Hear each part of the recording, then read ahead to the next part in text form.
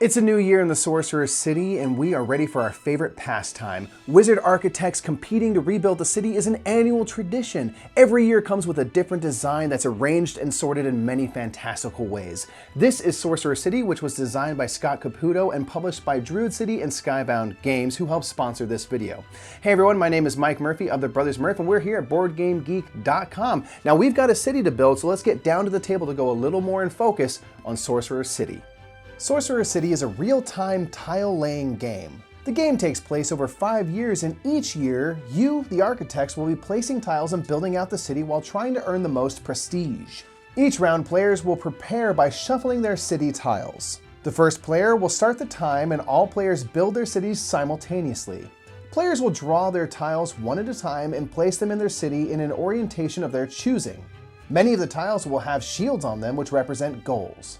There are 3 different types of goals in the game: group goals, line goals, and shield goals. After the build phase is complete, goals will score. To score a group goal, players must have at least 3 or more connected tiles of a specified color. The bigger the group, the bigger the reward. Line goals work similarly, but the specified tiles must all be in a straight line. Shield goals will score based on how many shields are in neighboring tiles. For example, this shield goal here would score for 6, the tile itself counting toward the goal. The color of the goal will denote what reward you will gather.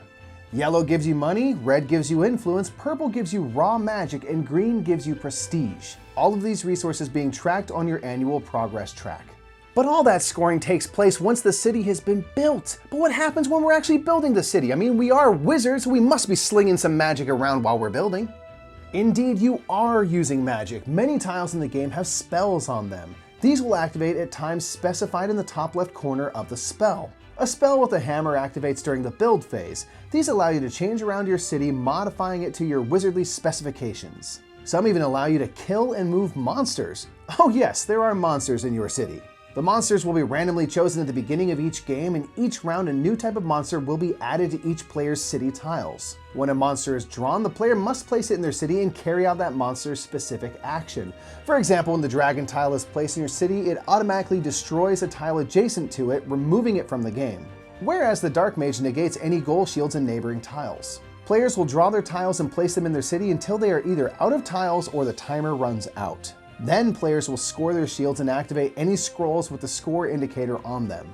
Now that the city is built, you have something to do with all your leftover magic. Players will all secretly choose what they would like to turn their raw magic into, either money, influence, or prestige. All players then reveal what they chose and adjust their annual progress track accordingly.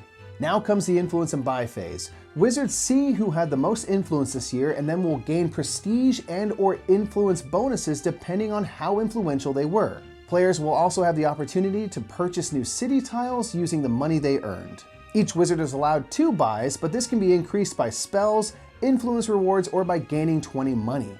Once buys are done, players will gain prestige tokens equal to their prestige level. Everyone will then reset their progress track, shuffle their city tiles, adding a new monster, any new tiles they bought, and the next round will begin. At the end of 5 rounds, the wizard with the most prestige will win. Sorcerer City is a breakneck, fast-paced game where you have to think quickly and make big decisions fast. Now, where you place your tile is crucial, so of course you want to take your time, but the more tiles you place, the more rewards you get. So do you want to be a slow, more methodical wizard, or you just want to shoot from the hip and not care about things like zoning laws? These are the things that you'll have to think about if you try Sorcerer City, and if you are interested, go to its page at Board Game Geek and join the discussion. And until next time, I'm Mike Murphy. I've been here at Board Game Geek, and we've been going in focus on Sorcerer City. Have a great day.